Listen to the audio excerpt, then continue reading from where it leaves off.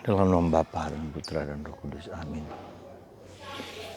Allah yang penuh kasih, kami bersyukur kepadamu bahwa kami boleh Kau panggil dan Kau jadikan sahabat dekatmu, supaya kami mengerti dan memahami kehendak-Mu, dan kami menjalankan apa yang menjadi kehendak-Mu. Semoga kami sungguh-sungguh sebagai alat pilihan kasih-Mu bagi dunia. Terpujilah nama-Mu kini dan sepanjang segala masa. Amin. Para saudaraku terkasih dalam Kristus, kita masih ingat bagaimana cara Yesus memanggil para pengikutnya. Dan ada lapisan-lapisan. Lapisan pertama yang kita sebut dengan lapisan para rasul, lingkaran ring one, katakanlah seperti itu.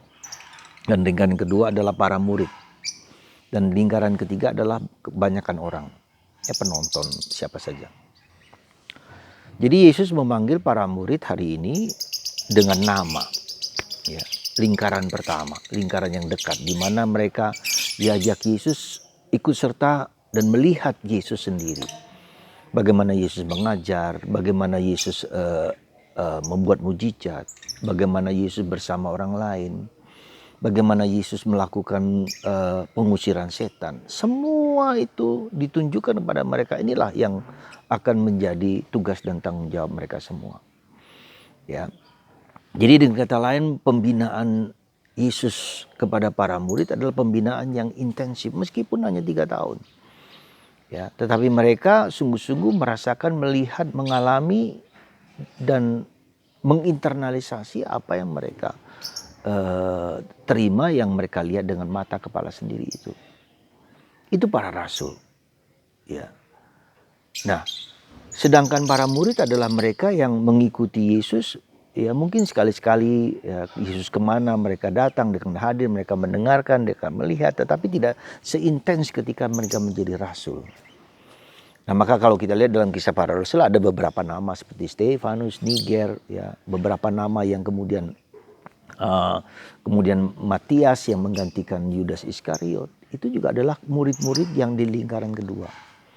Sedangkan lingkaran ketiga adalah lingkaran orang penonton, banyak orang yang mengikuti Yesus yang hanya sekedar ingin tahu, ingin melihat, ya, tapi kurang, ya, acuh-acuh lah, katakanlah seperti itu. Iya atau tidak, tidak atau iya. Nah, kelompok ini adalah kelompok yang paling besar, paling banyak. Kebanyakan orang begitu. Jadi semakin banyak orang mengikuti Yesus, tapi tidak ada roh, tidak ada semangat, tidak ada keinginan lebih dalam. Maka ketika Yesus wafat, semua habis tunggang langgang. Bahkan para rasul pun, ya, kalau kita mau jujur, juga meninggalkan Yesus.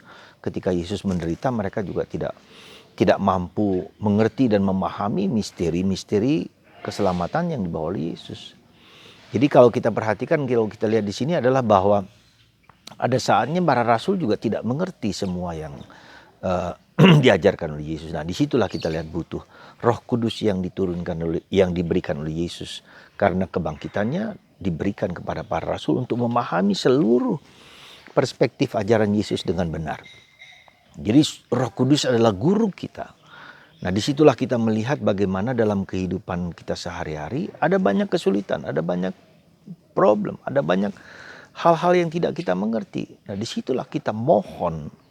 Meski kita tahu Roh Kudus itu sudah dicurahkan kepada kita pada waktu kita dibaptis, tapi belum cukup, kita masih mohon Roh Kudus untuk mendampingi kita, untuk mengerti, memahami, untuk memiliki kebijaksanaan, untuk memiliki pengertian, untuk memiliki pengetahuan, untuk memiliki keberanian, ya, untuk memiliki kemurnian hati, ya. Semua itu adalah di mana kita diberi karunia secara khusus oleh Tuhan untuk mengerti kehendak Tuhan. Dan itu butuh waktu dan proses yang tidak mudah dan tidak pendek, tapi panjang. Maka saudaraku terkasih dalam Kristus, ketika kita diajak untuk masuk dari penonton yang mungkin tidak peduli dengan iman kita, orang yang acuh-acuh, orang yang suam-suam kuku, tetapi diajak untuk masuk lebih dalam, menjadi murid. Lingkaran yang punya keterpesonaan pada Yesus, tetapi sesekali Sesekali, 2 kali mungkin tertarik, sibuk dengan pekerjaan, dengan apa, tapi kemudian tertarik, orang yang aktif, tapi juga tidak seluruhnya penuh untuk Kristus. Ya. Nah, lingkaran yang paling dalam adalah lingkaran yang dekat dengan Yesus.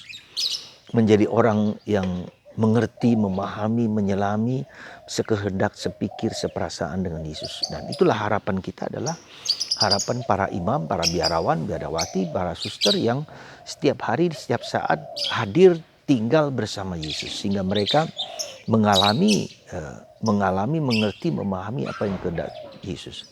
Tentu saja ini sesuatu yang pembagian yang secara legal, secara nyata, secara konkret demikian.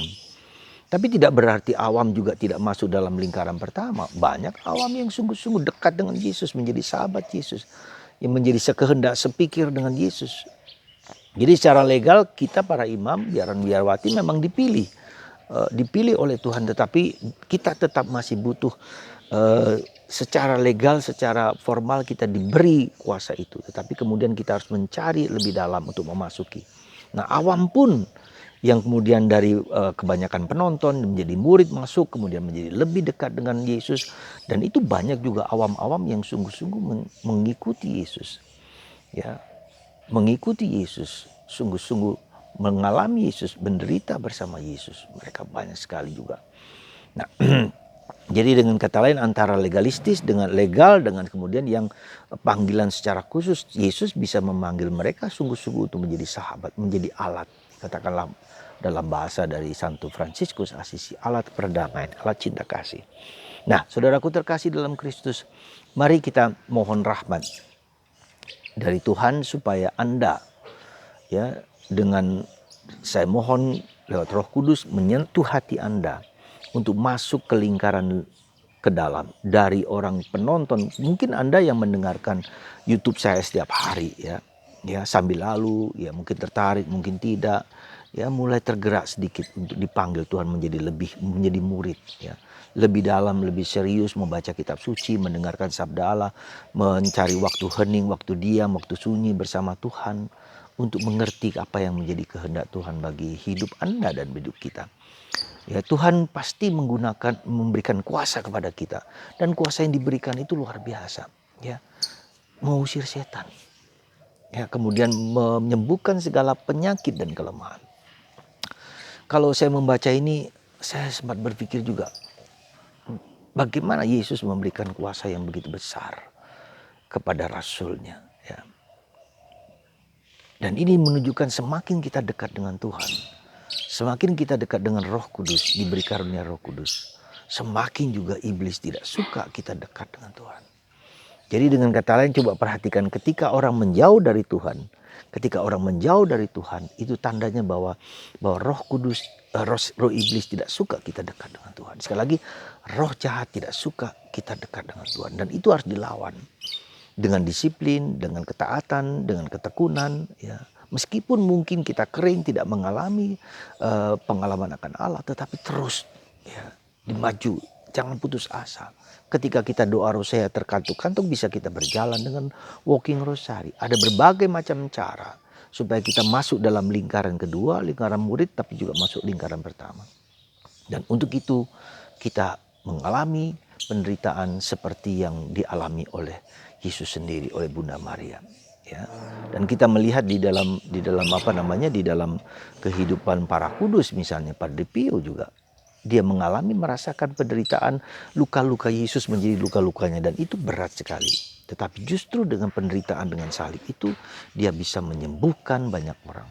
Bukan dia, tapi Yesus lewat dia menyembuhkan banyak orang, ya, memperbaiki banyak orang. Semua kata-katanya menjadi kata-kata yang powerful karena Tuhan bekerja lewat kelemahan.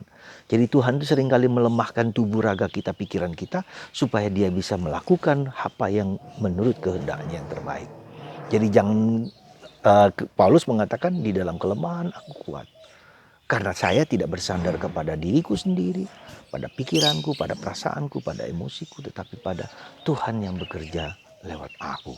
Seperti talang, ya, Tuhan mengalirkan rahmat kepadaku, ya. Semoga Tuhan memberkati kita semua dan menguatkan kita semua, dan terus membawa kita kepada kebersatuan dengan Tuhan, memiliki relasi personal yang lebih dekat. Tuhan memberkati Anda semua. Semoga Anda tergerak untuk menjadi murid Yesus. Bahkan lebih daripada itu, Rasul Yesus. Tuhan memberkati Anda dalam nama Bapa, Putra, dan Roh Kudus. Amin.